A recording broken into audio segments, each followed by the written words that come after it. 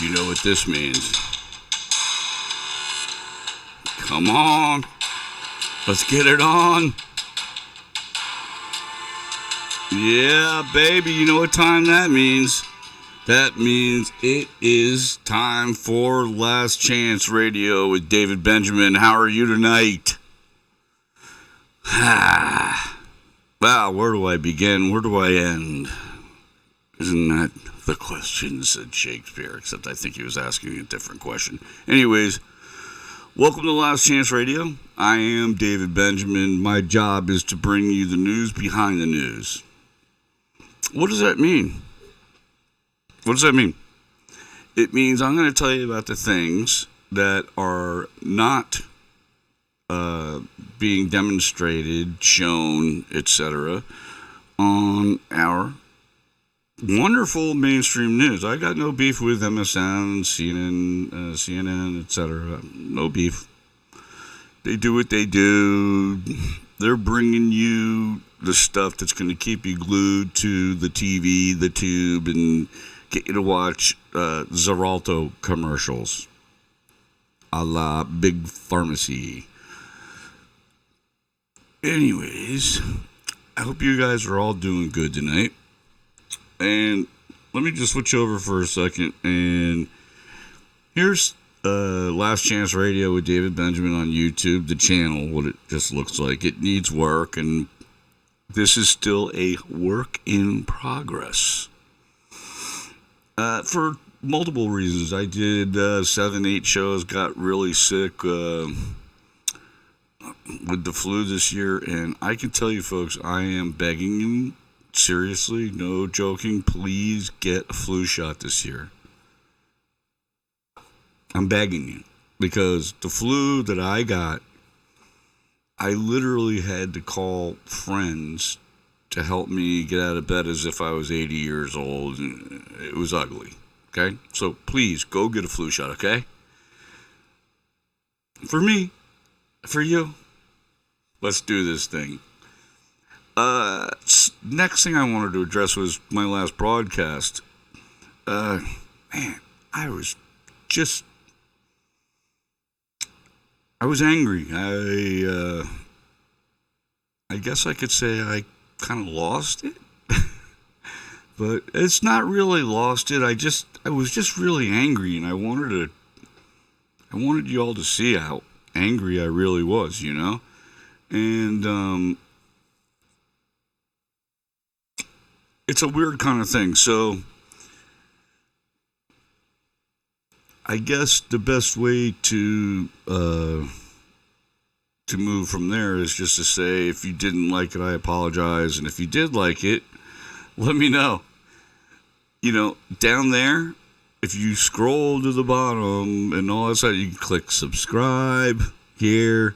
You can click the little bell that tells you when there's a new video from me, and all the way down at the bottom, you'll see videos under, like when you look at me here now, you'll see videos underneath.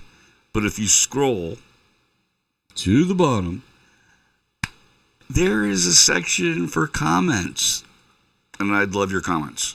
I really would appreciate them. So, all that being said, let's start to kick off this show. So where do I begin? Wow, man, there is so much news out there right now. It's hard to understand what to even begin with. But obviously, we've got to start with the impeachment hearings that Jerry Nadler ran today, and he was astoundingly beautiful. He was awesome. Every time the Republicans tried to go, parliamentary inquiry, he's like, some other time, homeboy. Get lost. You know? The Republicans wanted to turn it into a circus. They wanted to turn it into this goes for all maggots, all Trump followers. What about me? Am I right or wrong? The other thing is it's either whataboutism, right? Or the process is unfair. Or and then when they say the process is unfair, do you know what they mean? They mean I haven't had a chance to insert my BS Ukrainian theory. Come on, man. Let's. We ain't going there. We ain't playing that. And neither is Jerry Nadler. And God bless him. And Batman, who we've taken to call Batman. I'll tell you Batman this later. But anyways, I haven't considered bringing a person up that is disgusting and vile on my show because I thought, and I've thought about this before I say it, that I probably shouldn't go after anybody for a bunch of different kinds of reasons, right? But I decided, you know what? This is, when it's necessary, I'm going to use words that I need you need to use these words. And if you got kids in the room, please send them out because I don't want to insult you or your family or anyone who's watching. So you have about 5 seconds to kick your kids out of the room, okay? 5, 4, 3, 2, 1. Okay. Bullshit is the word. There's a guy on YouTube. You can look him up yourself. His name's Pete or Peter, whatever you want to call him. Pete Santilli. Santilli. Why am I bringing him up? Because at one time, I thought he had an opportunity to be an extraordinarily successful and great on-air personality. Because he has the gift of gab. Still to this day, I won't take that from him. And he also has the technological chops to put on a great show. It's like his speaking and his tech chops are great, but he has decided to become a Bible-thumping, militia, 3% patch-wearing moron. And then you know why I'm bringing him up? Because he brought my name into his show. I said something to him privately that I had hoped he would become better, that I hoped he would set aside the BS. Because if he did, he could potentially have one of the best shows on YouTube. His ego is his problem. It's not my problem, it's his problem. I'm not going to go into how much I dislike the guy. I will tell you this. He incites violence. And I don't understand why YouTube allows him to stay on the air.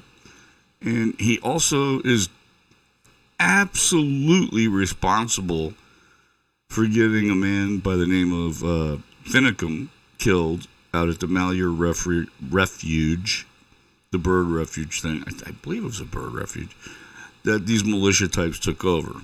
And I'm not going to say who, names, or anything because I'm not giving them any free publicity because they suck. They are illegal. They are, as far as I'm considered, the way I look at it, they're tangos and they're scumbags. I saw the pictures from the FBI after they left the place and they had trashed the entire joint. Way to go, militia. Way to go, tough American dudes. You're also full of shit. Your 3%ers, Pete Santilli, his e-militia, all his crap is bullshit and he sucks. And if you follow him, you're a moron. Period. That's it. That's all I got to say about it. And I'm going to leave it there, and I probably won't ever bring him up again. But he did bring up my name, and he did smear me all over his channel. And he's a douchebag for doing that, because I never did that to him. I never outed him. I never threatened to come to his home. He threatened to come to my home. You come to my home, you better come strong and hard, MFer. You want to hit me on the air? Hit me on the air. You want to email me? You want to get on your channel and diss me? Fine, do that. Come to my house? Motherfucker, it's on. Just me and you, not any of your followers. I'll just come straight for you. And you better come freaking prepared. Come to my house? Ever threaten to come to my house? Again. If you threaten to come to my house again like you did before, I will have the boys knocking on your door. I'm not going to do that now because I'm a gentleman and I believe in saying, there's always a potential for crossing a bridge and putting things behind you. If you can't understand what that means, then you truly are lost, sir. All right. Let's put that to bed, okay? Because it's nonsense. And I'm embarrassed that I even have to address it. Moving along. Today's judicial hearings were extraordinary. Now, there's one glaring point that must be addressed. On one side, and you got to remember everything is backwards for me on camera, right? Okay. This side would be left side for you guys. That's where all the lefties were sitting. This is where all the righties were sitting. Anyways, it doesn't matter, I guess, so much. But my point is this, is that the divide was so obvious. It was it was the only thing you could see. It was the only thing that you could, it was the only thing you could pay attention to. Now, the professors that were brought in, all of them were brilliant, all four of them. Even the guy who was for the right side, I even understood where he was coming from. Except later, and this is important, the guy that was brought in by the Republicans, at first he started out with this, you kind of gotta go through all the courts and exhaust all your opportunities, etc., etc. And then later, after the thing was over, I went and I listened to a couple of people talk about him and his past, and then I went and looked it up for myself. And what I found is that he was part of the Clinton impeachment scenario, and lo and behold, these guys switch sides like a light switch. You get what I'm saying? And it's disgusting. I can tell you, you should ignore everything that man said, because he is an unadulterated, chosen a side to be on, and that's what he chooses to be. And so everything he said today, as far as I'm concerned, is just BS. Okay? On the other hand, and I understand that the other three constitutional scholars are professionals in their field, know what they're talking about, etc., take them at their word. But I also realize that if the guy that I'm talking about on the right was kind of a seed, a plant, a shill, whatever you want to call him, then There's no way I can think of these other people as being the same things, except for one thing. They adhered to the way in which the Constitution was written, what the Constitution means. They stuck to the letter of the Constitution. So, with that in mind, I was pretty impressed. And I don't think I heard anything new that I didn't know already, but it was nice to hear scholarly voices discuss people like James Madison, because and there was a point where one of them said, we are the studiers of necromancy. And only somebody who has read Adams and Madison would understand what that means. And that there was an old saying that called, and it should still be repeated these days, it's called, the law is of dead men. What does that mean? That sounds kind of weird, right? Should be live people doing the law, right? No, the law is of dead men. The law is of no longer involved people who invented, for instance, the Constitution.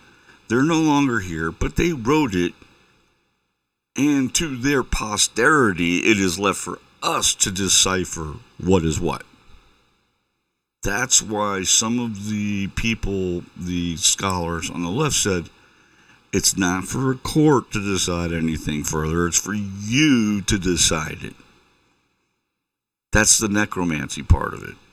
Just in case you don't get what that means, I hope you understand. And if you don't know what I'm talking about, again, there's a comment section down there where you can write.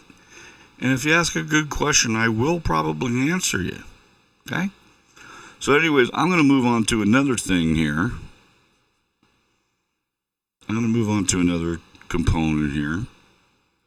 And let's see where we're going. Good idea. I have written a book, and it's taken me 5 years to write it. Holy crap, who takes 5 years to write a book?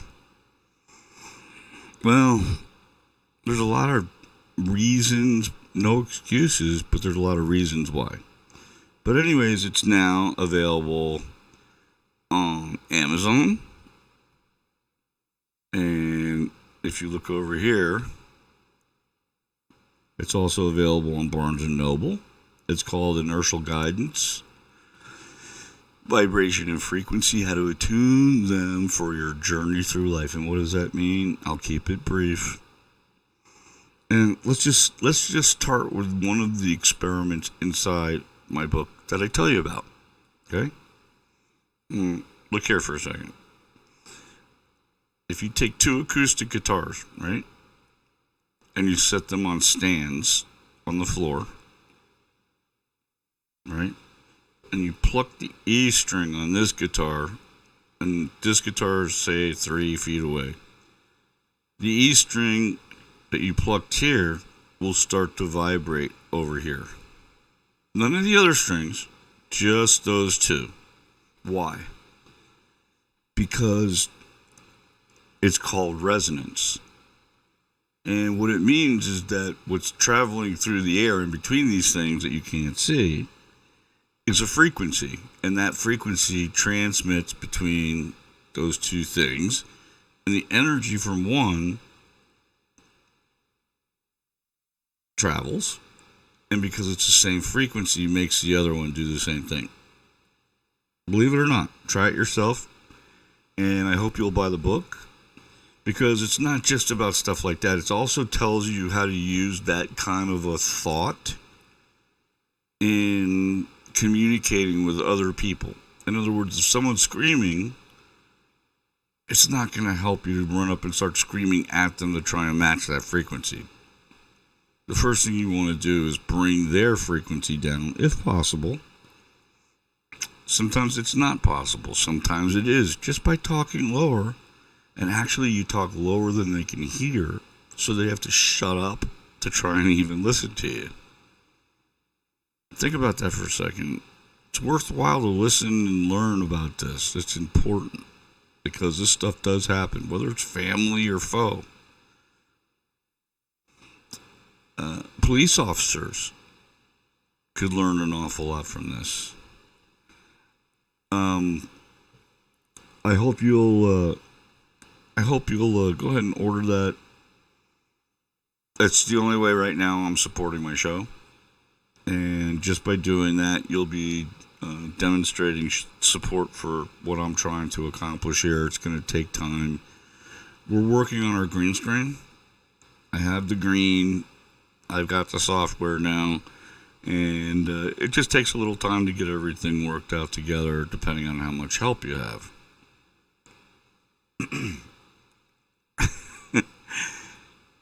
I'm Jewish, so I send guilt out. What can I tell you? That's pretty funny, I think. Let's see what else we got here. This is it. It's on Amazon and Barnes & Noble. So I hope you'll grab it. Pretty cool book. I'm proud of it. Now, if you are on Twitter, okay, this is pinned to the top of my Twitter feed. Don't pay attention to what it says at the address. My address is at David Man on Fire. David Man on Fire. And then this is what's pinned to the top of that. You click on it, open it, it'll unroll this thread reader. And I'm not going to go through the whole thing. But I am going to tell you that Khashoggi was killed by MBS, that the killers of Khashoggi were trained in the United States, and that I am absolutely positive that Trump and Kushner, especially Kushner, were involved in the killing of Jamal Khashoggi, and I'll leave that up to you. And today's final piece of news is basically this. Donald Trump, okay, and this is today, this is not some yesterday thing, okay, he is got in his mind that he is going to send 14,000 troops to the Middle East, especially where? To Saudi Arabia. Why?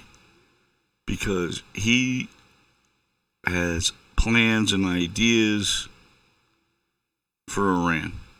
Okay?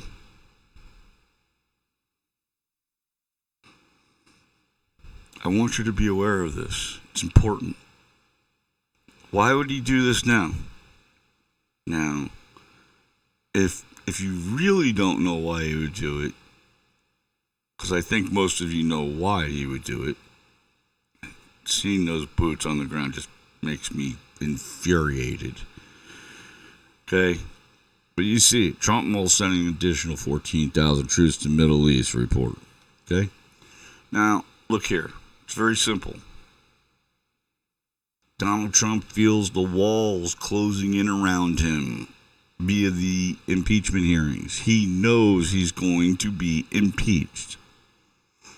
What does impeachment mean? Impeachment is the same thing as an indictment.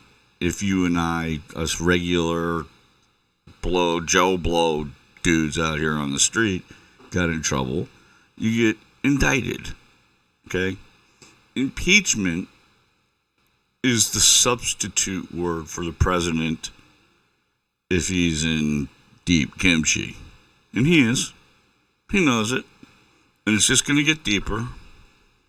Okay? It's just going to get deeper for him. And what? And what?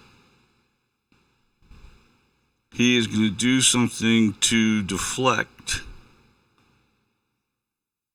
He's going to do something to deflect from the walls closing in on him.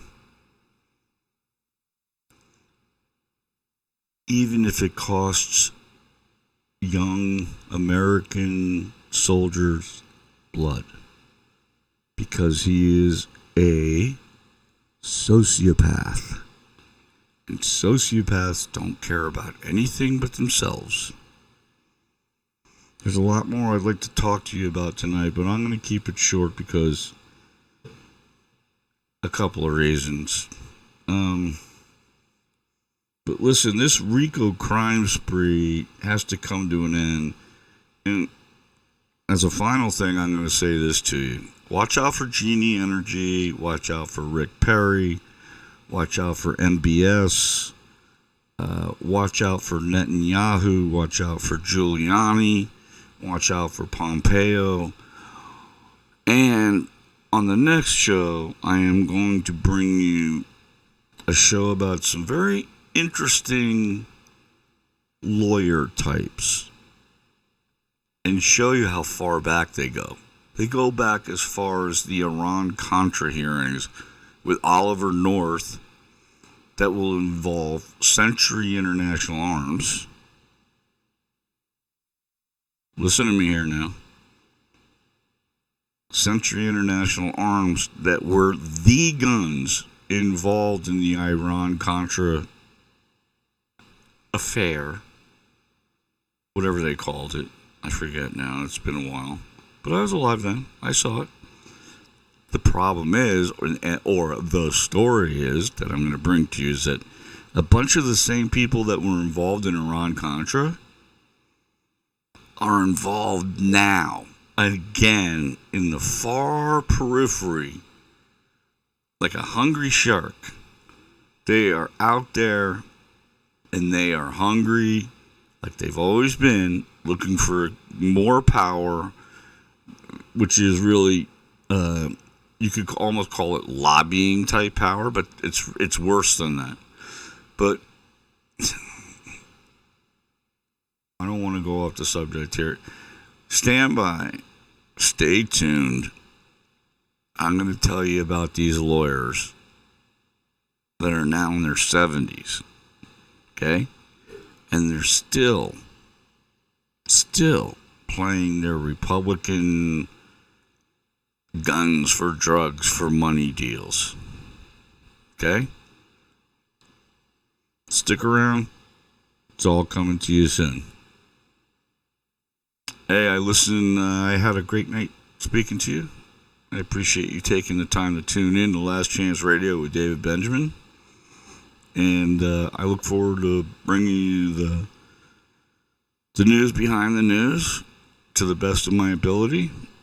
And like I said, I showed you my book there, and I hope you will go find it. It's on Barnes & Noble and Amazon. It's called Inertial Guidance. There's some good stuff in there, for real. If I didn't like it, just because I wrote it doesn't mean you have to like it, for real. I mean, I know lots of guys who have written books, and gals, and they go, man, I hate my own book. But even after 5 years, even though it's wearing on me, because it's just a long time to get it out, there's still a lot of really good stuff in there. So I hope you'll check it out. It's a great way to support the show, and I would be grateful if you did that. Don't forget, we've got at least two top flight attorneys that go all the way back to Iran-Contra who are involved now. Again, stand by. It's coming. This is Last Chance Radio with David Benjamin. It's been my honor and pleasure. Please tune in again. I'll see you next time. Peace, folks. Love you.